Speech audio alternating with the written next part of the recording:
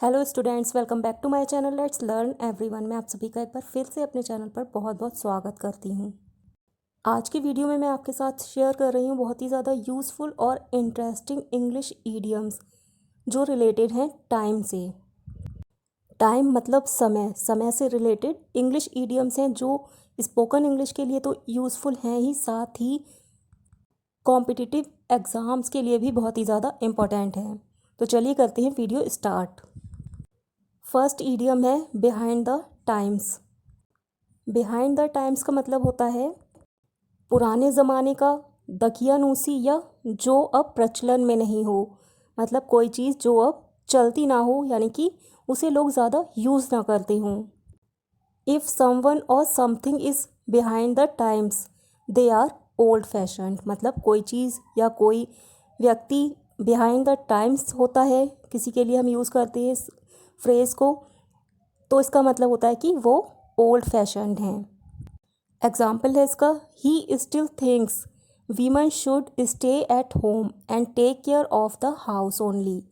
He is so behind the times. वह अभी भी सोचता है कि महिलाओं को घर पर रहना चाहिए और केवल घर की देखभाल करनी चाहिए। वह बहुत ही दकियानूसी है या पुराने ख्यालों का है। पुराने ख्यालों का मतलब दकियानूसी है। नेक्स्ट ईडियम है ahead of time. Ahead of time का मतलब होता है जल्दी या समय से पहले या समय से आगे। If something happens ahead of time it happens early और बिफोर द सेट टाइम।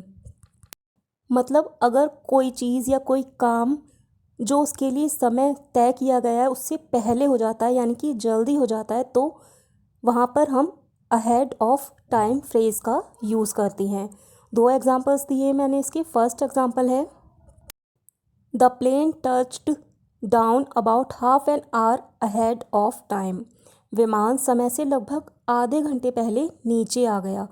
मतलब जो उसका टाइम था उससे आधे घंटे पहले वो नीचे आ गया। सेकंड एग्जांपल है we have finished the task ahead of time. हमने समय से पहले काम पूरा कर लिया।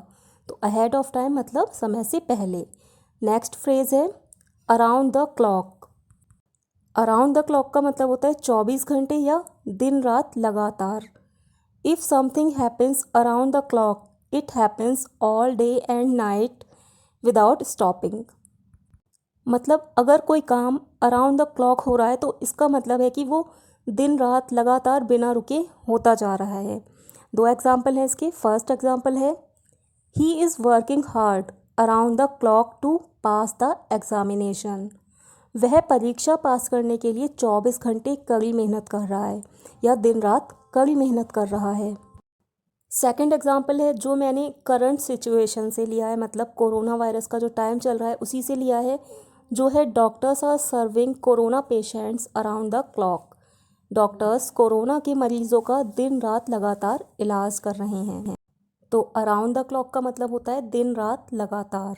नेक्स्ट ईडियम है against the clock. Against the clock का मतलब होता है कार्यावधि समाप्त होने से पहले किसी काम को शीघ्रता से पूरा कर लेना या निर्धारित लक्ष्य को समय रहते अति शीघ्र हासिल करना।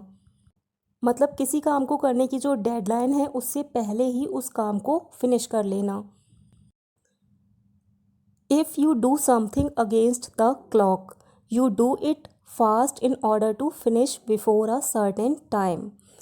मतलब अगर आप किसी काम को अगेंस्ट द क्लॉक करती हैं तो इसका मतलब है कि आप उस काम को पूरा करने के लिए बहुत फास्ट काम कर रहे हैं और उस काम को समय से पहले पूरा करना चाहते हैं या पूरा कर पा रहे हैं। एग्जाम्पल है the team was working against the clock to finish the project on time. Team समय पर परियोजना को पूरा करने के लिए शीघ्रता से काम कर रही थी। नेक्स्ट ईडियम है अ month of Sundays. A month of Sundays का मतलब होता है लंबा समय, काफ़ी समय या बहुत समय। A month of Sundays means a long period of time. दो एग्जाम्पल्स हैं इसके। फर्स्ट एग्जाम्पल है it has been a month of Sundays since I last went to the theatre. मुझे थिएटर गए हुए एक लंबा समय हो गया है। सेकंड एग्जाम्पल है it will take us a month of Sundays to finish the task. कार्य पूरा करने में हमें काफ़ी समय लगेगा या बहुत समय लगेगा। तो अ मंथ ऑफ संडेज का मतलब होता है एक लंबा समय या काफ़ी समय, मतलब बहुत समय। नेक्स्ट फ्रेज़ है हमारी लिस्ट का carry the day. Carry the day का मतलब होता है जीत प्राप्त करना, जीतना या सफल होना। इंग्लिश में भी इसका मतलब समझा देती हूँ आपको। Carry the day means to gain victory और बी सक्सेसफुल। सिंपल सा मतलब है जीतना या सफल होना।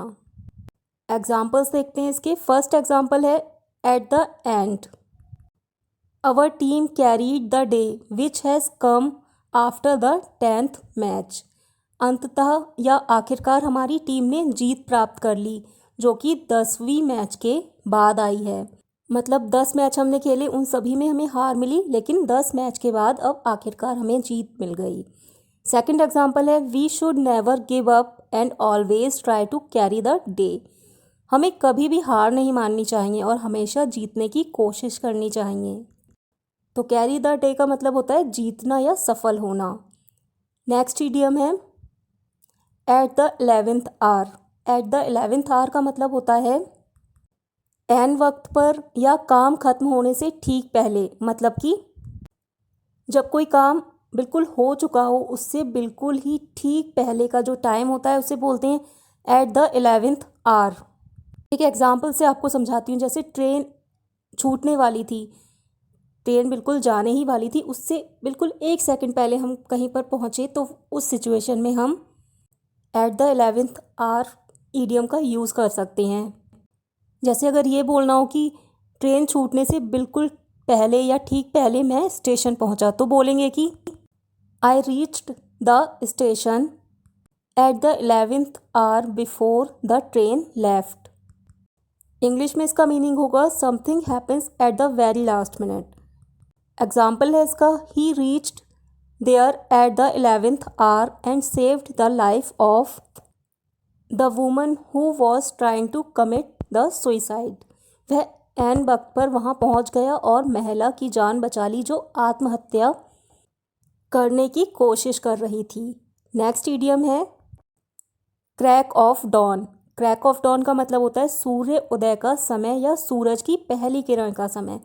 मतलब जब सूरज निकल रहा होता है, वो जो टाइम होता है उसे बोलते हैं crack of dawn. Crack of dawn means the very first moment of sunrise. Examples देखते हैं इसके। फर्स्ट एग्जाम्पल है I wake up at the crack of dawn and go for a walk every day. मैं हर रोज़ सूर्य उदय के समय जाग जाता हूँ और टहल के लिए जाता हूँ। सेकंड एग्जाम्पल है the people who meditate generally get up before the crack of dawn. जो लोग समाधि लगाते हैं या ध्यान करते हैं अक्सर सूर्य उदय से पहले उठ जाते हैं। तो क्रैक ऑफ डॉन का मतलब सूर्य उदय का समय। नेक्स्ट इडियम है 5 o'clock शैडो। 5 o'clock शैडो का मतलब होता है दाढ़ी के बाल जो 2 दिन शेव ना करने पर उग जाते हैं। मतलब जब बॉयज़ या मैन 2 दिन शेविंग नहीं करते हैं तो जो हल्के हल्के से उनके फेस पे शेव आ जाती है, उसको बोलते हैं 5 o'clock shadow. 5 o'clock shadow means hair that grow on face due to not shaving for 2 days। Examples है इसके you can not go for the interview with 5 o'clock shadow, go and have a shave. तुम इस दाढ़ी में साक्षात्कार के लिए नहीं जा सकते, जाओ और दाढ़ी बनाओ। सेकंड एग्जाम्पल है teachers don't look good in 5 o'clock shadow. अध्यापक या टीचर दाढ़ी में अच्छे नहीं लगते हैं। तो 5 o'clock शैडो का मतलब दाढ़ी के बाल। नेक्स्ट इडियम है एट ट्वाइलाइट। एट ट्वाइलाइट का मतलब होता है शाम का अंधेरा शुरू होने का समय। जब सूरज डूबता है उसके बाद जब हल्का हल्का सा अंधेरा होता है तो उसे बोलते हैं उस समय को एट ट्वाइलाइट।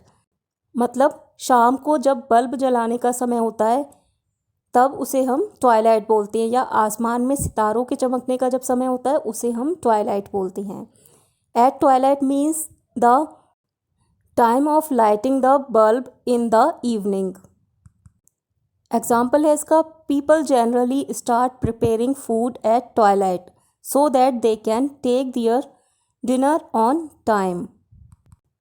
लोग अक्सर शाम को अंधेरा शुरू होने पर खाना बनाना शुरू कर देते हैं जिससे कि वे अपने रात का खाना समय पर खा सकें।